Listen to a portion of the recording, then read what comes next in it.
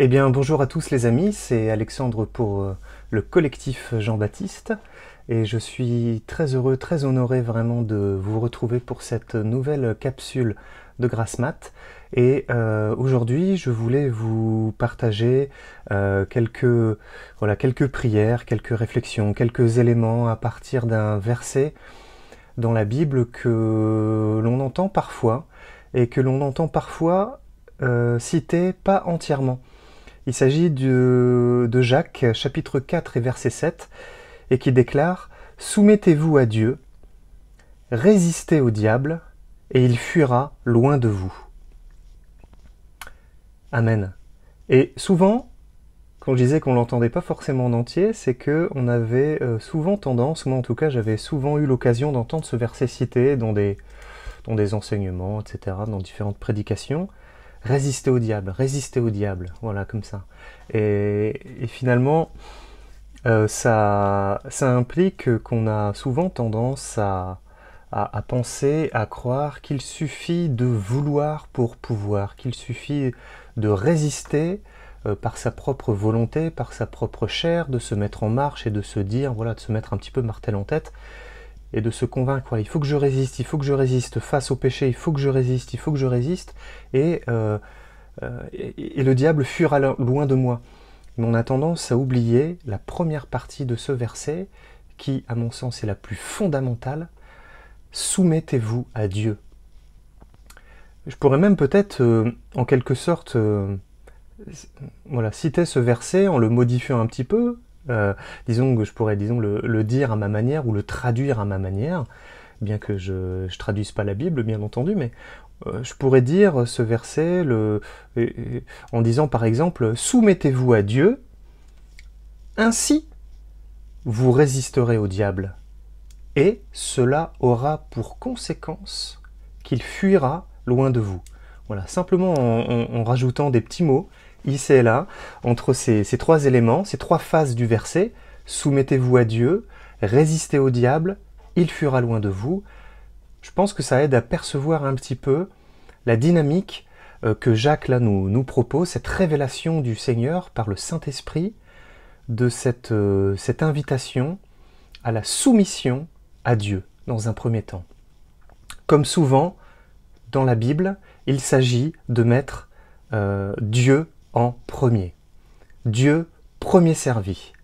Tu adoreras le Seigneur, ton Dieu, voilà, de tout ton cœur, de toute ton âme, de toutes tes forces, etc. Il y a beaucoup de versets dans la parole de Dieu qui insistent vraiment sur la sainteté de Dieu, la justice de Dieu, sur le fait que le Seigneur est un et que le Seigneur doit être adoré, lui et lui seul. J'avais eu l'occasion dans une Grasse Mat précédente de pouvoir parler de la consécration à l'Éternel. Il en est de même, je crois, dans ce verset, de manière indirecte. Quand Jacques nous dit « Soumettez-vous à Dieu », il s'agit bien de s'oublier soi-même, de faire taire la chair.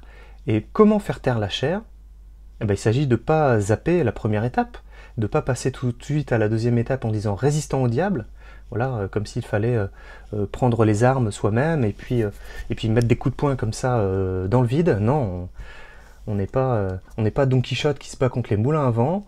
Nous sommes des soldats, nous sommes des guerriers de prière, nous sommes des intercesseurs et nous nous battons non pas contre la chair, contre des hommes de chair et de sang, mais on se bat contre des esprits mauvais, contre le monde des esprits. Et pour cela, pour résister au diable, au péché, il s'agit absolument de manière fondamentale de se soumettre à Dieu.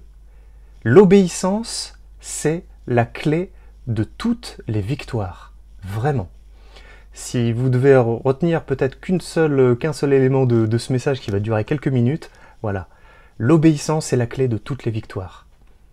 L'obéissance, la soumission à Dieu.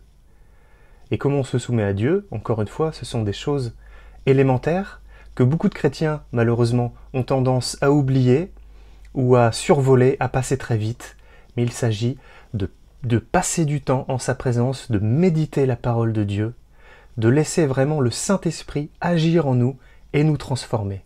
Il n'y a que comme ça qu'on sera vraiment dans un état de soumission, d'obéissance et de réception vraiment de ce que l'Esprit veut nous dire, de la manière dont il veut guider notre vie, de la manière dont le Saint-Esprit veut réaligner notre vie.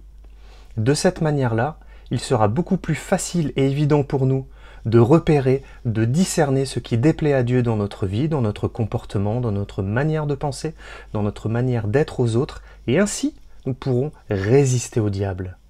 Et à force de résister au diable, il fuira loin de nous. Amen. Ça c'est une certitude, c'est la Bible qui le déclare, et le Seigneur ne ment pas. Quand le Seigneur dit quelque chose, cela se fait, cela arrive. Nous pouvons vraiment avoir confiance en Dieu. Amen. Voilà, c'est vraiment l'essentiel de ce que je voulais vous partager aujourd'hui autour de ce verset dans Jacques 4, verset 7. Et voilà, laissez-moi prendre le temps avec vous, quelques instants, de prier avec vous et pour vous. Bien, Seigneur, je te bénis et je te rends grâce parce que tu es notre Dieu, que tu es bon, tu es juste, tu es fidèle et tu es parfait en toutes choses. Seigneur, je te prie pour que chaque jour nous apprenions pas à pas à nous soumettre entièrement à toi, à ta volonté, en recherchant ta face, en recherchant ton Esprit Saint, en recherchant ta présence. Ainsi, Seigneur, nous pourrons nous battre et combattre, résister et repousser l'ennemi de nos âmes, le diable qui veut notre mort, qui veut notre perte, parce que nous serons soumis à toi, parce que nous serons équipés, parce que nous serons armés. Ainsi, Seigneur, nous pourrons résister et repousser les attaques de l'ennemi. Je te bénis, Seigneur, parce que tu ne nous laisses pas seuls, tu ne nous laisses pas orphelins, mais nous pouvons nous confier en toi et nous pouvons tout recevoir de toi par la puissance de ton Saint-Esprit. Gloire à toi, Seigneur.